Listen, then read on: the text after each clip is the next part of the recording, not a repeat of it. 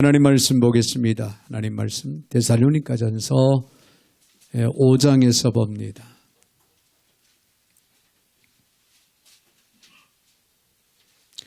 데살로니가전서 5장 18절 말씀 한 절만 제가 받들어 봉독에 올리겠습니다.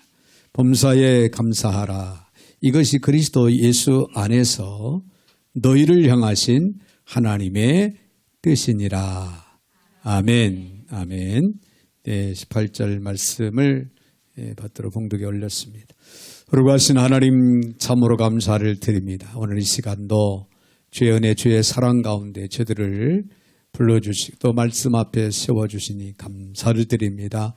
오늘도 하나님의 말씀을 내 마로 받게 하시고 귀한 말씀을 쫓아 믿음으로 행하되 날마다 우리 하나님을 영화롭게 하나님을 기쁘시게 해드리는 삶이 되게 하여 주옵소서.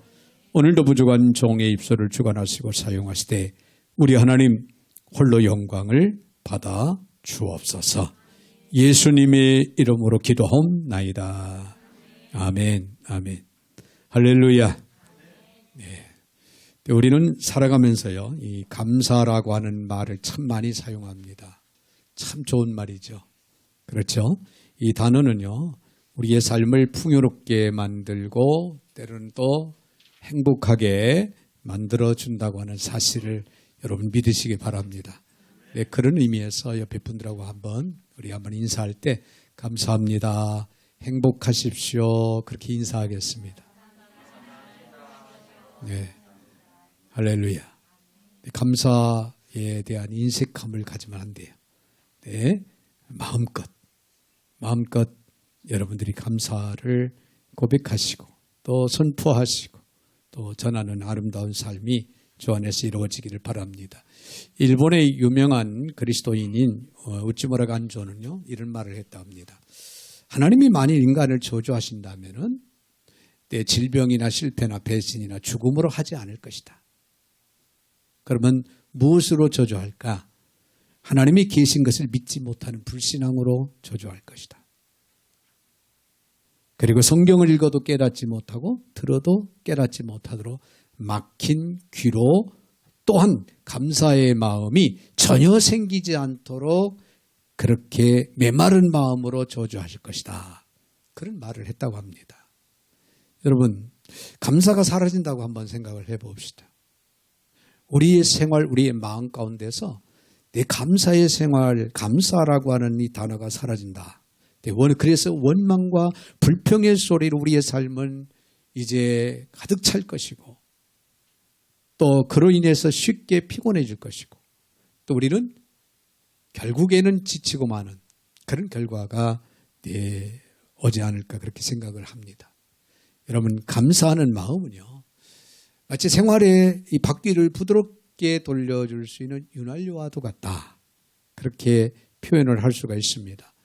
또한 엔진의 오일처럼 내 기계를 엔진을 부드럽게 해주는 그런 역할을 하는 것이 곧 감사의 마음이다.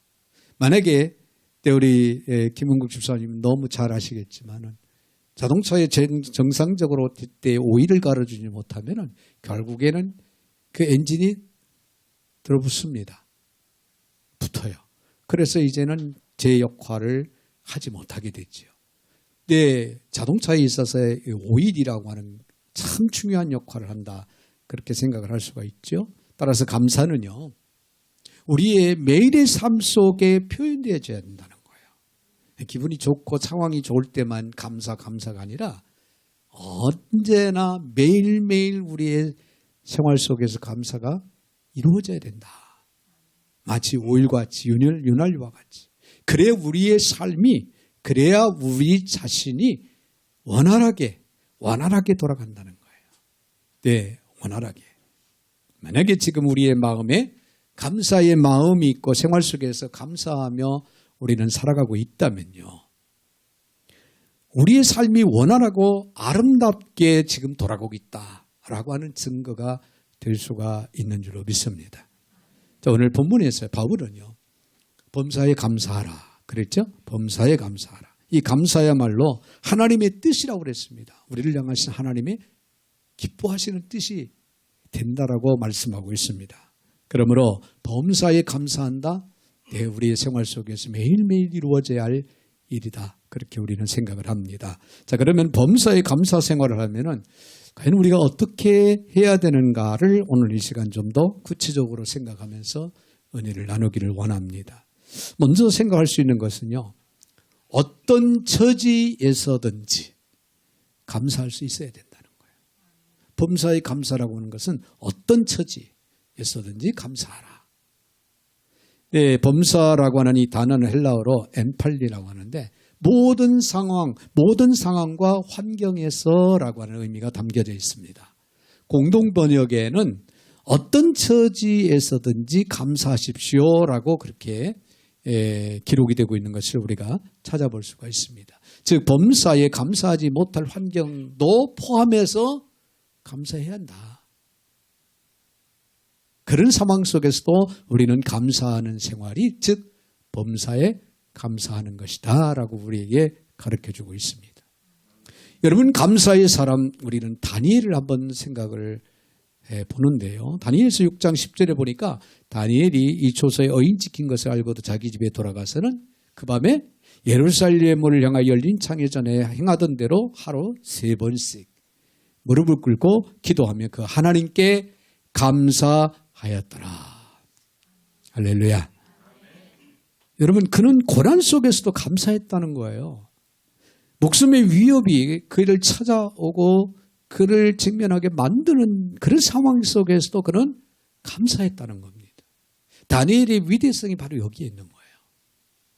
여러분, 우리가 능력을 행하고 또 하나님 복음을 전하고 또 하나님께서 맡겨진 사역을 잘 감당하는 건 매우 중요하죠.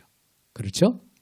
그런데 하나님 앞에 어떤 상황 속에서도 어떤 처지에서든지 감사함으로 깨어있는 삶은요, 또한 위대하다는 거예요. 아주 소중하다는 겁니다.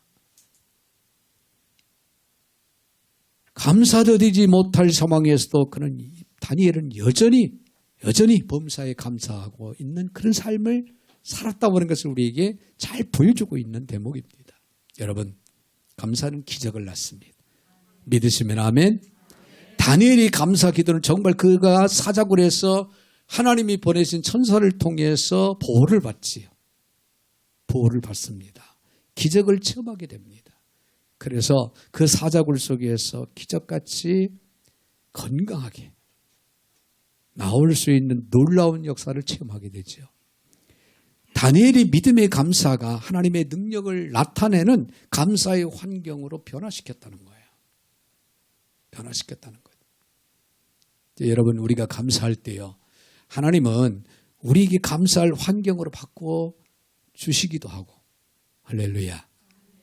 아니면은 어려운 고난의 그 환경을 우리가 넉넉히 이길 수 있는 믿음을 우리에게 허락해 주셔서 우리로 하여금 그 고난을 이겨나가게 해 주시는 축복이 있다는 거예요. 여러분, 한번 되돌아보십시오. 금년 한 해도 우리는 어떻게 살아왔는지. 감사할 조건들이 얼마나 많이 있었습니까? 그럼에도 불구하고 우리는 감사하지 못했던 순간순간들 또한 아마도 없잖아 많이 있을 겁니다. 분명한 사실은 어떤 상황 속, 어떤 처지에 있어든지 우리는 하나님을 향해서 감사함으로 깨어있는, 감사함으로 살아가는 삶이 우리에게는 매우 중요하다는 거예요. 네, 초대교회의 교부였던 크리소스톰은요, 말하기를 사람에게는 근본적인 죄가 하나 있는데 그것은 감사하지 않는 죄다.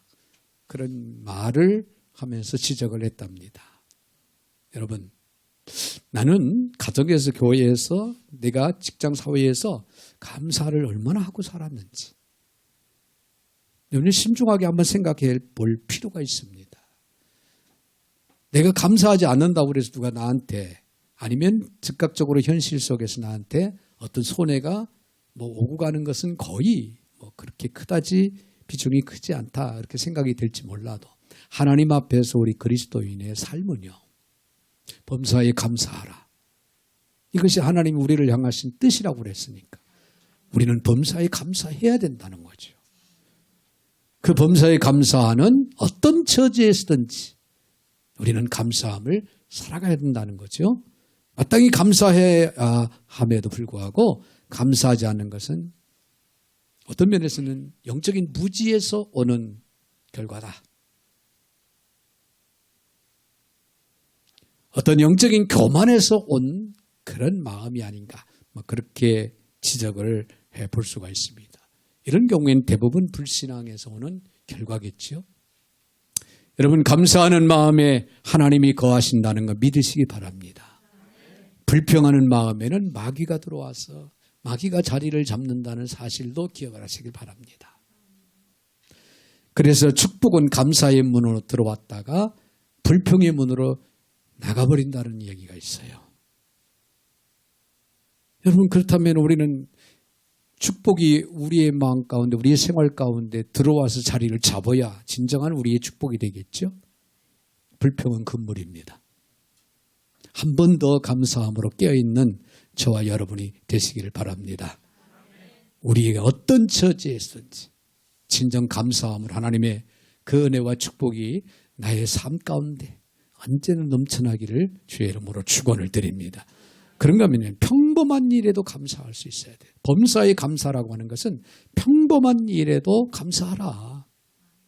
여러분, 평범한 일이란 당연한 일을 뜻합니다. 당연한 것. 우리가 놓칠 수 있는 부분이죠. 이건 뭐 당연한 건데 굳이 감사까지 이런 생각을 하기 쉬워요. 그러나 여러분, 범사에 감사라고 하는 것은 평범한 일까지도 놓치지 마시고 감사할 수 있는 그런 삶을 살아가야 된다는 것을 우리에게 가르쳐주고 있습니다. 자녀들이 흔히 부모님의 은혜를 당연한 것으로 생각하기가 쉽습니다. 자칫 우리의 생활 속에서 보는 짐승들 보세요. 짐승들도요, 정말 우리가 생각하는 것 이상으로 그 짐승 새끼들한테 하는 거 보면은 정말 우리가 흉내낼 수 없는 부분도 없잖아요. 있어요. 어떤 짐승들, 어떤 새들은요, 그냥 평생입니다.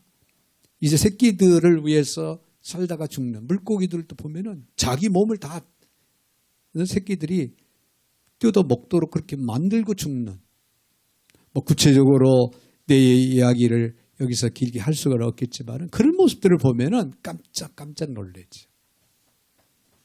그런데 자녀들의 새끼 짐승들도 자기 새끼를 위해서 희생을 하는데 사람이 자식을 위해서 수고하는 것은 뭐 그리 대단한 것이냐, 당연한 것이 아닐까?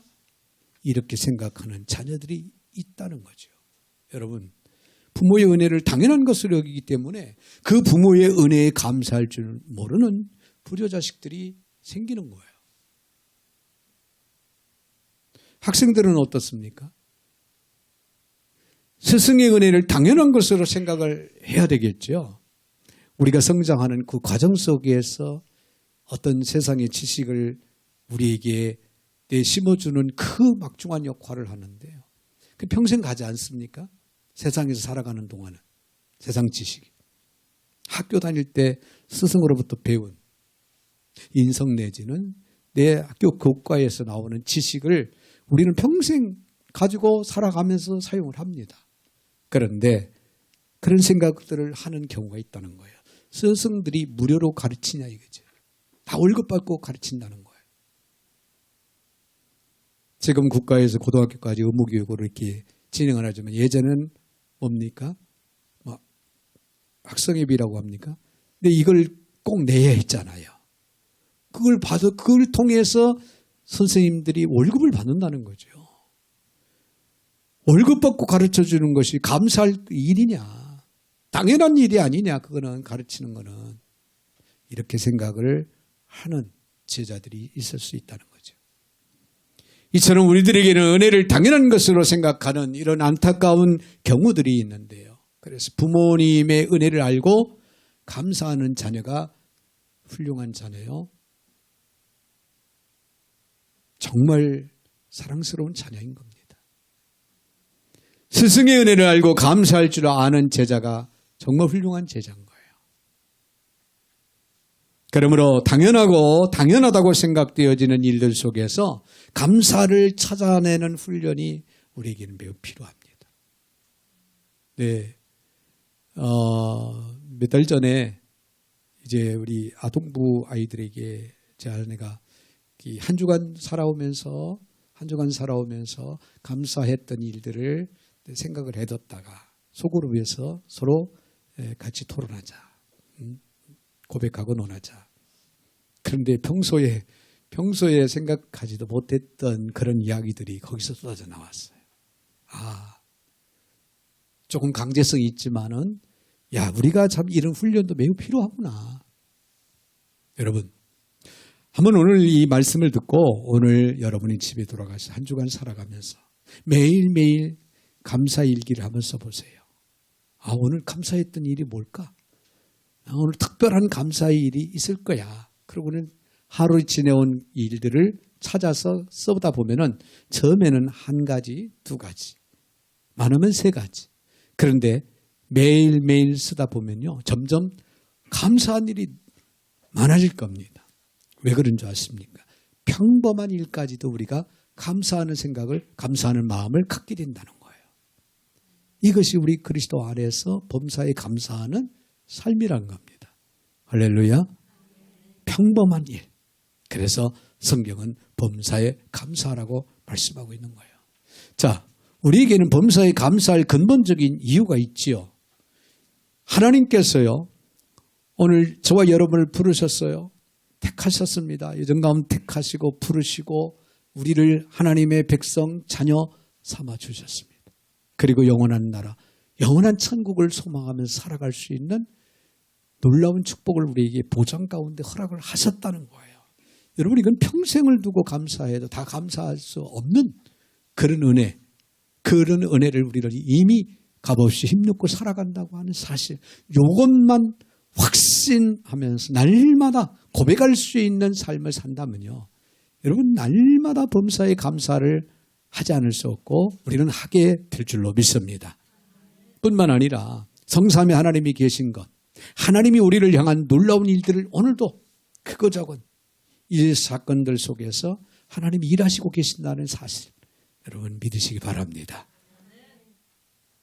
우리가 드릴 감사는 무엇을 가지고 드리는 유물론적인 그런 감사가 아니라 하나님께서 존재하고 계신 것만으로도 우리는 감사해야 하는 존재론적인 감사, 이 사실을 여러분 기억을 하고 믿어야 될 줄로 믿습니다. 이것이 성숙한 믿음의 고백이고 하나님이 받으실 만한 감사의 고백이다라고 하는 사실이에요.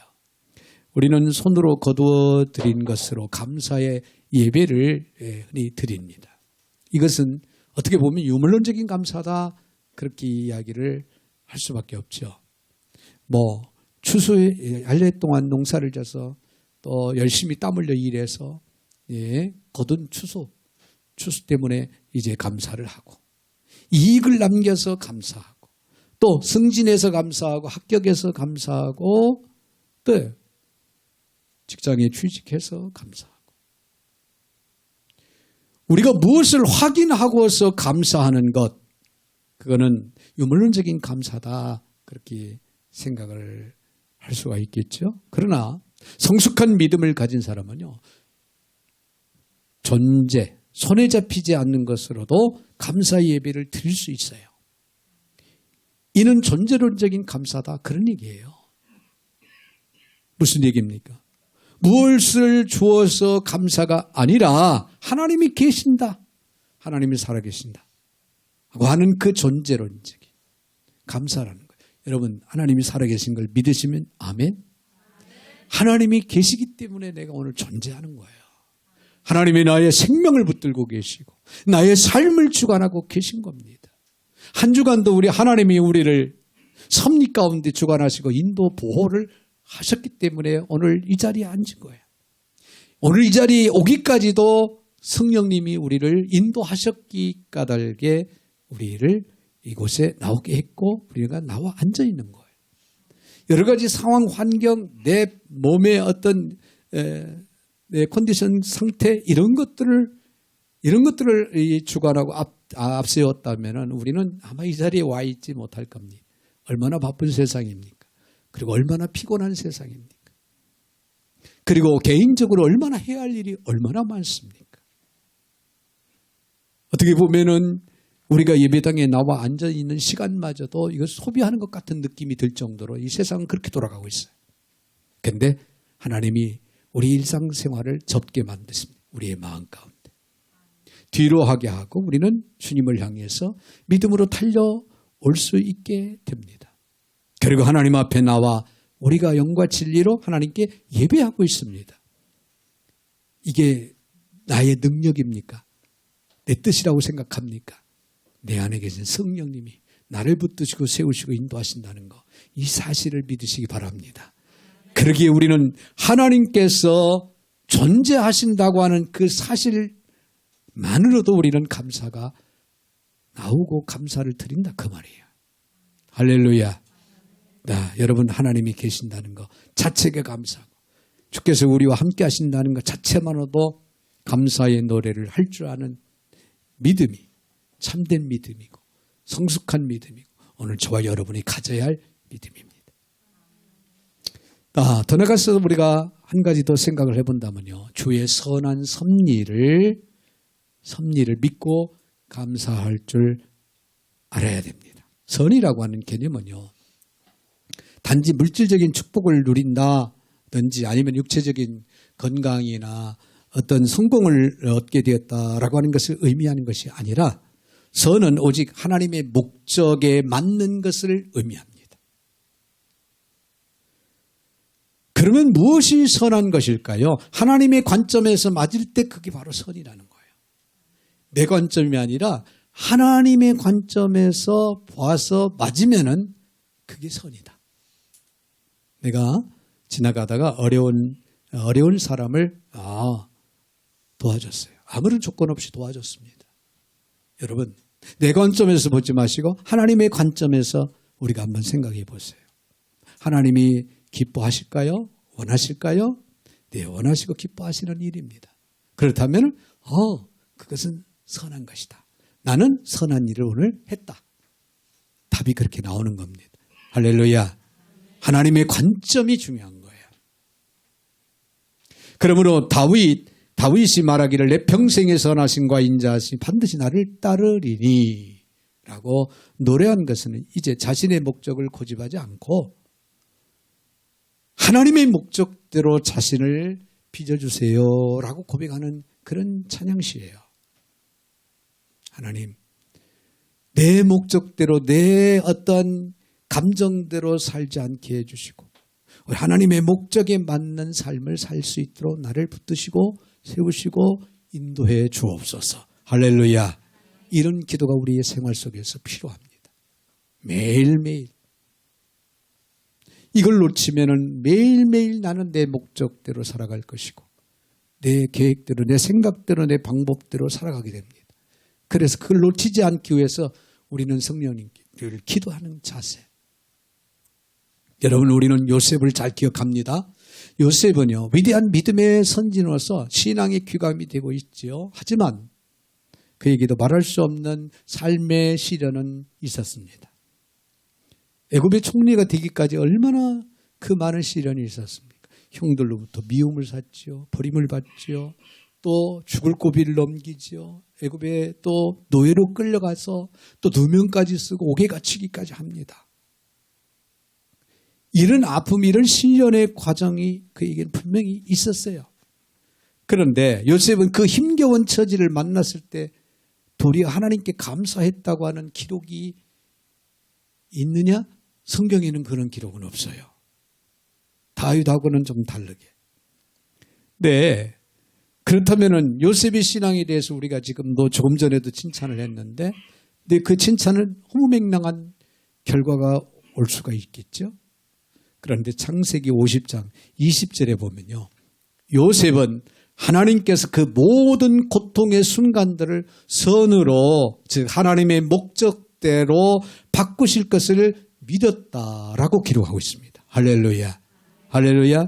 그는 분명 그가 하나님께 감사하였음을 내포하고 있는 그런 핵심적인 말씀입니다. 그렇습니다. 이렇듯 하나님께서 모든 상황을 선으로 바꾸신다는 거예요. 선으로 바꾸신다는 거예요. 지금 우리가 현실을 바라보면은 이거는 뭐 상상할 수 없는 어떤 고통과 위기, 어려움이 나에게 찾아왔다 할지라도 하나님이 그 상황을 선으로 바꾸실 것을 믿는 믿음이 우리에게 있다면 우리는 지금 하나님 앞에 감사하고 있는 겁니다. 할렐루야. 즉 하나님의 선한 섭리를 믿으라는 거예요. 하나님의 선한, 나를 향하신 하나님의 선한 섭리, 그 섭리는 오늘 또 계속해서 이어집니다. 언제 어떤 상황 속에서도 하나님, 나를 향하신 하나님의 선한 섭리는 존재하고 있다는 거예요. 여러분 그걸 생각하면 여러분은 위대한 사람입니다. 여러분은 행복한 사람입니다. 아무리 현실이 어렵고 힘들어도 여러분은 위대하고 행복한 사람이라고 감히 이야기할 수가 있습니다. 사도 바울은요, 로마서 8장 28절에서 우리가 알거니와 하나님을 사랑하는 자 곧 그 뜻대로 부르심을 받은 입은 자들에게는 모든 것이 협력하여 선을 이루느니라. 할렐루야. 그렇게 기록하고 있습니다. 하나님의 뜻대로 부르심을 입은 자들, 하나님의 뜻 안에서 살아가는 그리스도인들은 모든 것이 지금 현재 상황이 어떻게 됐든 간에 모든 것이 협력해서 어떻게 된다? 선을 이루느니라. 하나님의 목적대로 이루어지는 축복이 있다는 거죠. 여러분 믿으시기 바랍니다. 하나님은 모든 일에 있어 선을 이루시기를 원하시는 분입니다.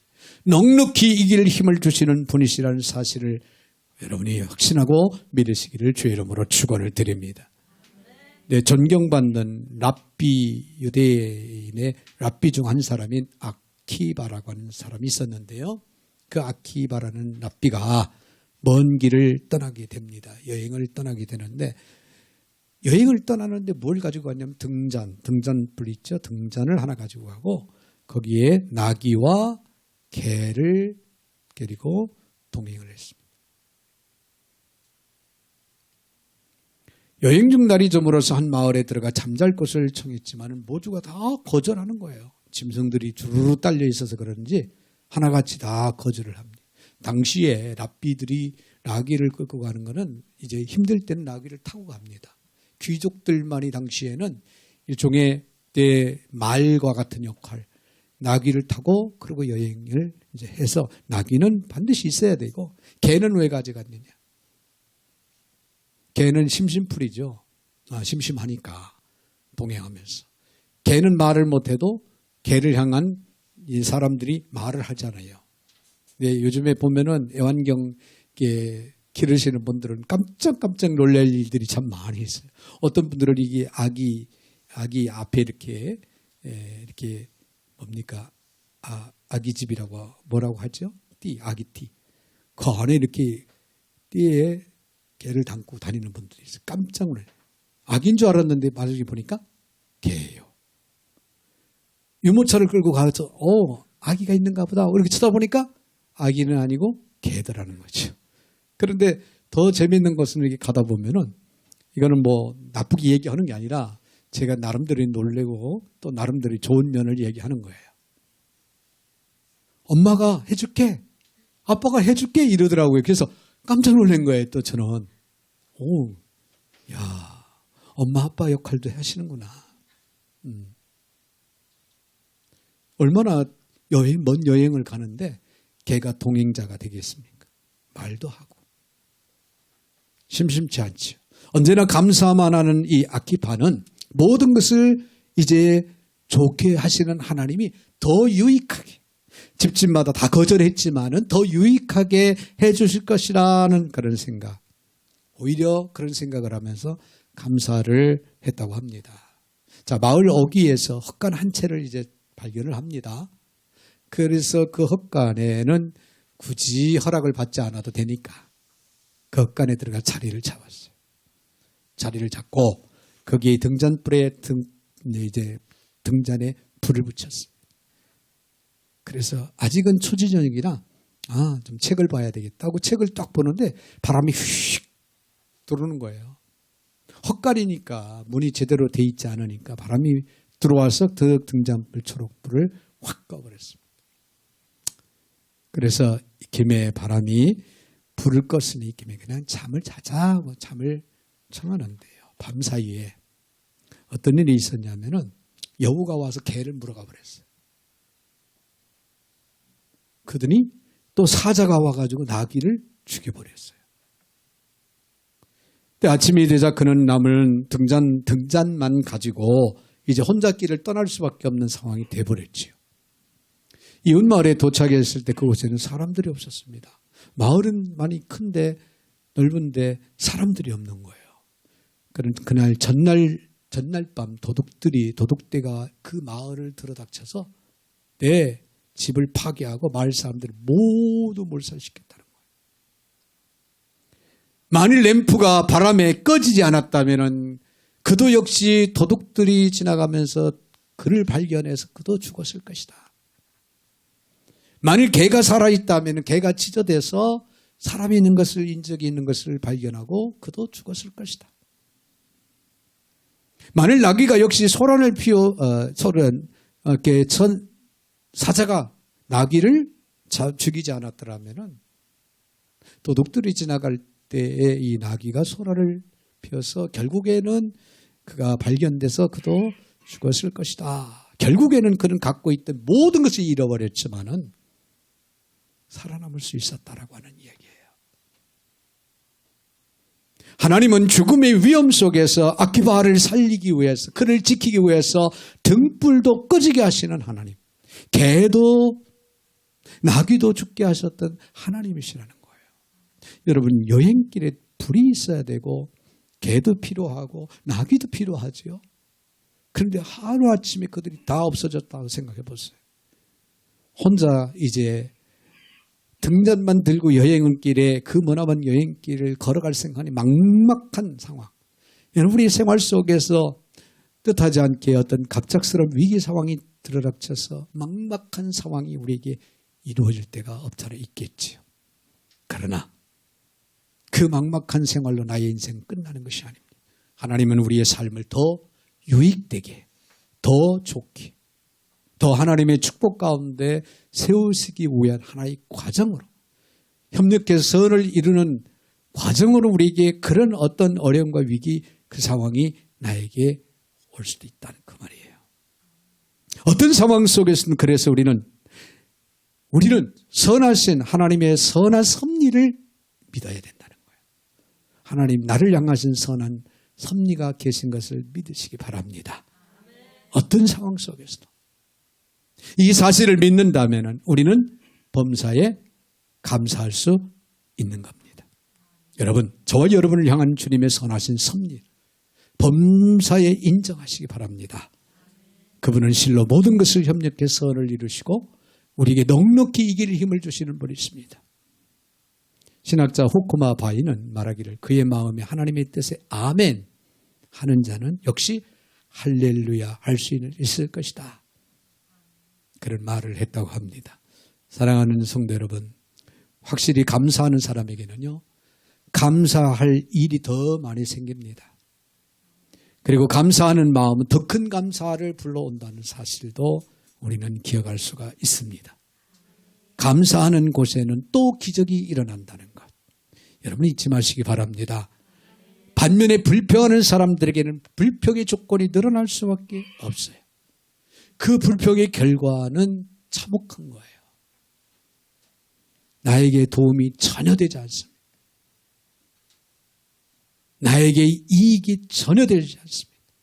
오늘 여러분들이 불평의 마음, 불편의 생각을 가지고 있다면 오늘 이 시간 아예 다 그걸 제거하시기 바랍니다.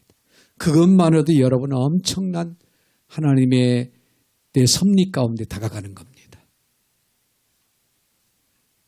감사하는 사람에게는 언제나 감사의 조건들이 더 많이 만들어진다고 하는 이 사실을 믿으시고, 그래서 감사는 축복의 씨앗임을 우리가 기억을 하면서 열심히 감사를 통해 축복의 씨앗을 여러분 심으시기 바랍니다. 오늘 감사를 많이 하면은 내일의 축복의 열매는 더 많이 열릴 것을 믿으시기 바랍니다. 여러분의 삶 속에 여러분의 마음 가운데 날마다 이런 생각, 이런 마음으로 감사의 마음으로 살아가는 그런 축복이 있어지기를 주님의 이름으로 축원을 드립니다. 거룩하신 하나님 감사를 드립니다. 매일매일 저희들 자신을 돌아볼 때 감사할 수밖에 없는 일들이 하나님 평범한 일에서부터 수없이 많이 있음에도 불구하고 저희들은 감사하지 못하고 살아왔는지요. 오늘 말씀을 통하여 저희들 깨닫게 하시니 참으로 감사를 드립니다. 이제 범사에 어떤 처지에서든지 평범한 일에서 하나님의 선한 섭리를 저희들이 확신하고 믿고 늘 감사할 수 있는 삶이 되게 하여 주셔서 하나님의 은혜와 하나님의 축복이 넘쳐나게 하여 주시옵소서. 예수님의 이름으로 축복하며 기도하옵나이다. 아멘.